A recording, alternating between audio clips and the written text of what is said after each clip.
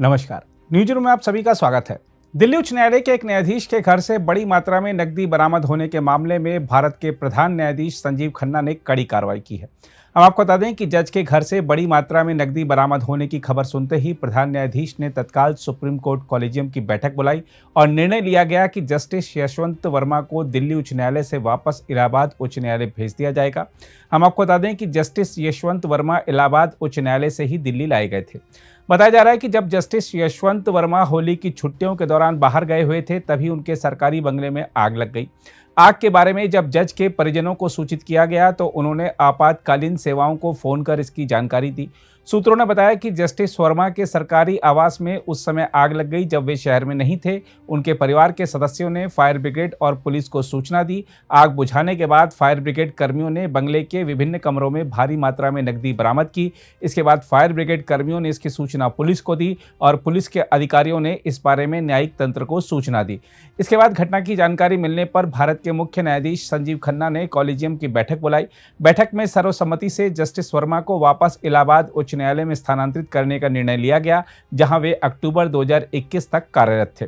सूत्रों ने बताया है कि जस्टिस वर्मा के खिलाफ जांच शुरू करने और महाभियोग की कार्रवाई शुरू करने पर भी चर्चा चल रही है।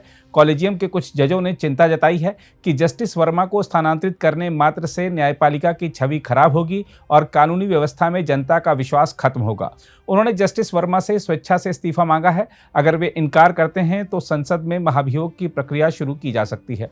जस्टिस वर्मा ने अभी तक नकदी की बरामदगी पर कोई प्रतिक्रिया नहीं दी है।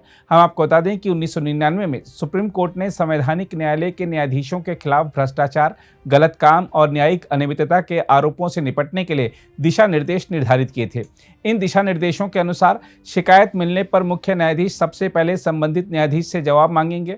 अगर वह जवाब से असंतुष्ट हैं या उन्हें लगता है कि मामले में आगे जांच की जरूरत है तो वह एक आंतरिक समिति का गठन करेंगे।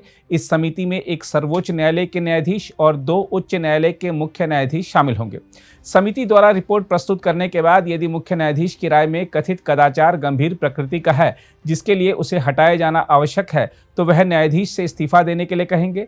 यदि न्यायाधीश इस्तीफा देने से इनकार करते हैं तो मुख्य न्यायाधीश संविधान के अनुच्छेद 124(4) के तहत संसद द्वारा उन्हें हटाने के लिए कार्रवाई शुरू करने के लिए सरकार को लिखेंगे। बहरहाल आइए देखते हैं इस मामले में विधि विशेषज्ञ क्या कह रहे हैं। देखिए, कॉलेजियम ने इमीडिएटली ट्रांसफ़र का ऑर्डर करना बिल्कुल जायज़ है, उसमें कोई गलती नहीं है। परंतु ये एक्सपेक्ट करना कि ऐसी सिचुएशन में जहां ये चीज़ें एलिगेशंस ये सारी चीज़ प्लांट हो सकती हैं by those people who were not happy, उन आदमियों द्वारा जो कि जज से राज़ी नहीं थे।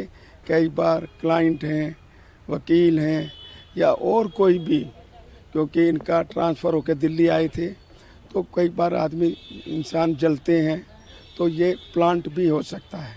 परंतु इसकी प्रॉपर इंक्वायरी में ही पता चलेगा कि ये प्लांटेड है या रियल करप्शन का इन्वॉल्वमेंट है। ऐसा लगता है कहीं ना कहीं जुडिशरी की चीज़ें जब पब्लिक डोमेन में आती हैं, जो जब इस तरीके का प्रोजेक्ट होता है तो नेचुरली जो है इमेज जुडिशरी की, उसके एज ए होल भारत के जुडिशरी की जो है इस पर डेंट आता है।